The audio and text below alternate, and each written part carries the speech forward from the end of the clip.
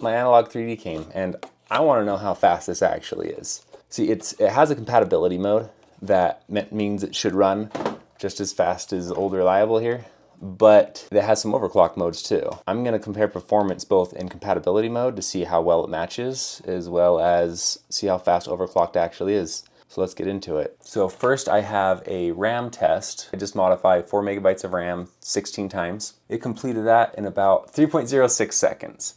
The original N64 did it in 3.22 seconds, so it's about 5% faster on that test already, and this is supposed to be compatible. So the next test does the same thing, except it's modifying 4 kilobytes of memory. That should stay within the cache. So it should be faster, and this one's much closer already. I say that one matches. I mean, it could just be measurement errors there. Next one is the fill rate. So I just draw a large triangle on the screen and I do that 128 times and I see how long that takes. It's slightly faster, but again, like this one, this is probably within parameters. I'd say that one matches. So for this next test, I load a 2 kilobyte texture 5,120 times. I don't know why I picked that number, which is a little bit slower actually than when the N64 did. It's within 0.99%. That's within parameters, I'd say. The FPU test finished. I call it the FPU test because I'm doing floating point calculations on that little sim, but it's effectively testing the CPU. This one is very close, but actually the N64 is a few cycles faster or a few microseconds faster, but I don't know if there's any randomness involved in this test. It seems like the CPU, they matched pretty well. All right, so I ran the tests in compatible mode, but now I want to see what it's like when overclocked. And I'm just going to jump straight to the fastest overclock setting. Okay, so let's unleash the test.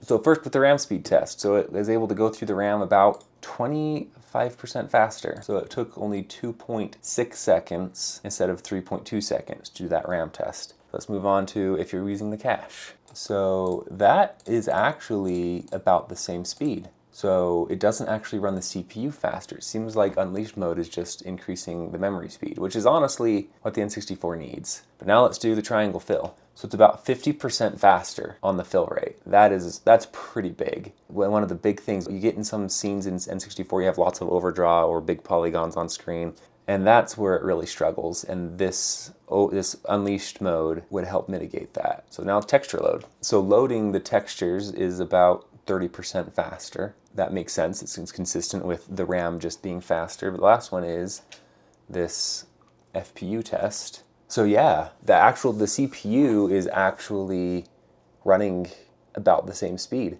The unleashed mode doesn't affect the CPU speed. That's interesting. I wasn't sure what to expect. So now I'm curious with these other modes, is it just going to be slowly increasing the RAM speed? So I gathered the data with Enhanced Plus, Enhanced, and Unleashed.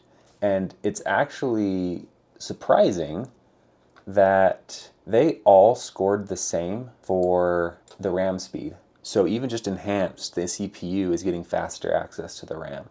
And I think as we established with the unleashed mode, like the CPU doesn't actually run any faster. It's the same speed in all of these. It's just the RAM that's faster. So enhanced mode, the fill rate and the texture load speed is not as fast. In fact, the texture load rate's a little faster than the base mode, but enhanced mode, the fill rate is not much different than compatible mode. So enhanced seems like it increases the RAM speed to max, and like all enhanced modes do for the CPU, but the GPU gets maybe a little boost in fill rate. It's little if it's there, and the texture load speed is faster. Okay, so Enhanced Plus mode, this is where things are a little interesting. I can't spot a difference between Enhanced Plus and Unleashed.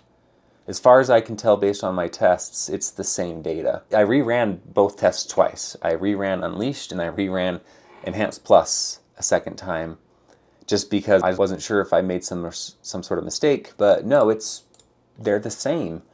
Analog posted some new firmware, and in the notes it says, substantial upgrades to Unleashed mode overclock for CPU-bound games. So I reran the tests on Unleashed, and sure enough, it's actually faster now. It seems like the memory speed and the actual CPU speed are both faster. Unleashed is better now, that's all.